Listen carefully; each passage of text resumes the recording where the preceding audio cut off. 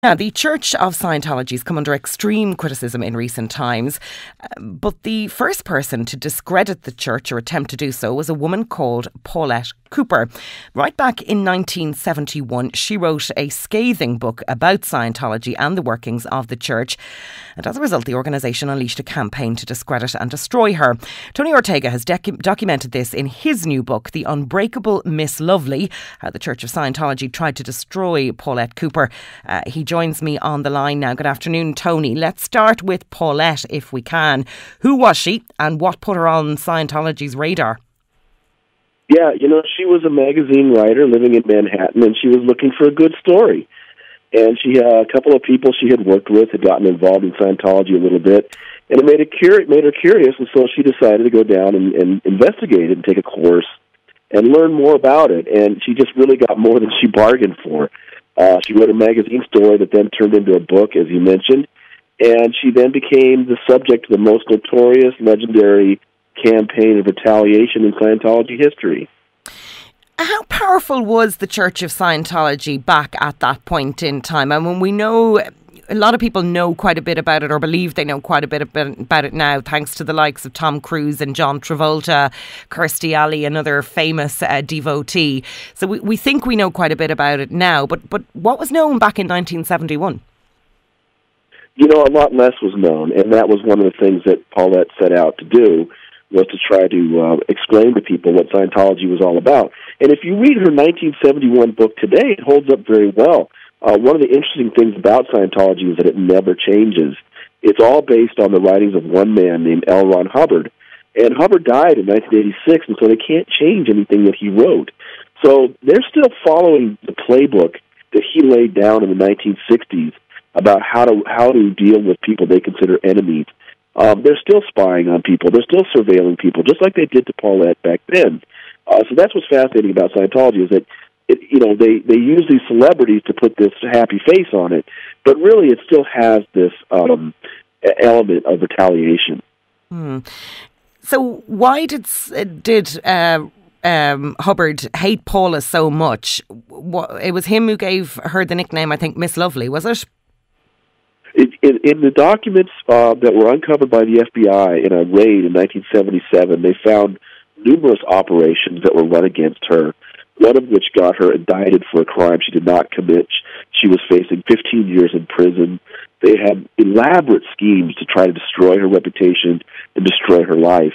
And in those papers, the code name they used for her was Miss Lovely. She was an attractive woman. And I think it was not just that she had written that book, but that she continued to go on the radio, go on television, help other journalists. She just was relentless. I think that Hubbard took that personally. She was operating at a time when he was running Scientology from the sea. He was actually running Scientology from 3 ships that were sailing the Mediterranean and the Atlantic, and he wanted to come home. He was tired of running Scientology from the ocean. He wanted to come back to the United States, and she was making it difficult for him because she had so much press going on about him. So I think he took that very personally. I've spoken to people that have seen the document, that worked with Hubbard at the time, that tell me that he just hated her guts. What was it that she exposed that riled him so much, or was it just that she was in there trying to dig around anyway? There were other books that had come out at the time. I think hers was a little more harsh, and she brought up things like the fact that Hubbard was a bigamist. When he married his second wife, he was still married to his first wife. And that had actually come out in the 50s when it first happened. But I think people had generally forgotten it, and she brought that back up in 1971. She made sure to point out that Charles Manson was a Scientologist, and that bothered Scientology so much then when a magazine asked Scientology this week for a comment on my book, that was the one thing they mentioned. It still bothers them that it's pointed out that Charles Manson was an avid Scientologist while he was in prison. Now, the FBI became involved. When you think of law enforcement, you think it probably would have been Paulette who got on to authorities, but in actual fact, it was Hubbard. Well, at first, the FBI was investigating her for these bomb threat letters that she supposedly had sent, which was an elaborate frame-up job by the Scientology. But then Scientology and the FBI eventually figured out that for years Scientology was infiltrating the U.S. federal government, breaking into offices, stealing documents by the yard. And they got an informant, and in 1977, they raided Scientology in the largest raid in FBI history. It's kind of amazing that Scientology survived that, to tell you the truth.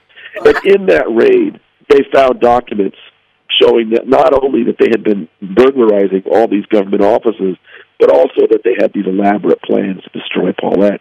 So at that point, the FBI really got on her side, and the story shifted. But it's like a roller coaster. There are moments when she's really doing well, and then Scientology trips her up again.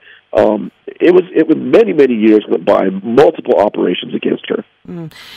You said yourself there that, really you felt that should have almost destroyed Scientology, but it's still alive and thriving today. Why do you think that is? Well, the reason I say that is you have the largest FBI raid in history. 11 of the top members of the Church of Scientology went to prison, including the wife of L. Ron Hubbard himself. And I think for most organizations that would be it. But Scientology just never gives up. A fight. One of the things that happened was after the FBI raided the church and got these documents, they couldn't do anything with them initially. They were being litigated, and the FBI and the Justice Department were told, listen, don't talk about this yet.